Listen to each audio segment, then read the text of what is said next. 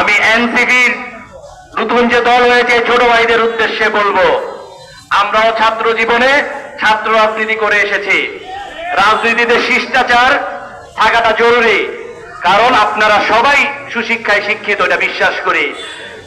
বাংলাদেশের সর্বোচ্চ বিদ্যাপীঠ যেখানে আপনারা অধ্যয়নরত অনেকে আছেন, অনেকে হয়তো পাশ করে বের হয়েছেন। আপনারা আমাদের আগামীর বাংলাদেশ।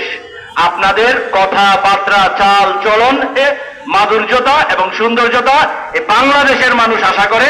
সে সাথে আমরা জাতীয়তাবাদী আদর্শের প্রতিটা মানুষই আমরা এটা আশা করি। স্বৈরাচারদের করা প্রতিটা পদক্ষেপ, স্বৈরাচারদের নেয়া প্রতিটা আক্রমণের বিপক্ষে জাতীয়তাবাদী দল আছে। সেই জন্য এনসিপির উপরে যে নগ্ন হামলা হয়েছে তারও আমরা প্রতিবাদ জানাই, এবং এটাকে ন্যাক্কারজনক একটি ঘটনা ঘটিয়েছে। সেই সাথে এনসিপির নেতাদেরও বলবো, এটা আপনাদের হাতের কামাই। শুধু কথা বললেই হবে না, প্রমাণটা কাজেও আসতে হবে। এটা বৈষম্য বিরোধী ছাত্র আন্দোলন না যে ডাক দিবেন দল মত নির্বিশেষে সবাই চলে আসবে। এখন আপনারা একটা স্বতন্ত্র পলিটিক্যাল পার্টি, এখন আপনাদের জন্য যাবে কারা?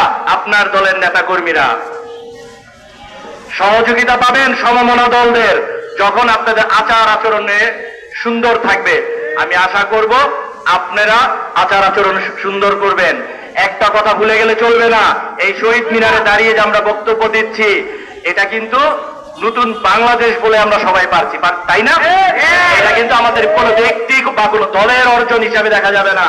এটা আমাদের দিনমজুর থেকে শুরু করে রিক্সা চালক, ভ্যান ড্রাইভার, আমাদের মা বোন যারা ঘরে ছিলেন, যারা আমাদের এক গ্লাস পানি খাইয়েছেন, ছাত্রদের পাশে দেখেছেন, সকলেরই সম্মিলিত এখানে প্রচেষ্টার হচ্ছে বই প্রকাশ আমাদের 5 তারিখে আমরা পেয়েছি, ঠিক না? এটাকে দয়া করে কেউ দলীয়করণ করেন না। এটাকে যদি দলীয়করণ করেন, আপনারা দেখেন বাকশালীরা কিন্তু স্বাধীনতাকে ব্যক্তিগত সম্পত্তিতে রূপান্তরিত করতে চেয়েছিল। এই স্বাধীন বাংলাদেশে কিন্তু তাদের ঠাঁই হয়।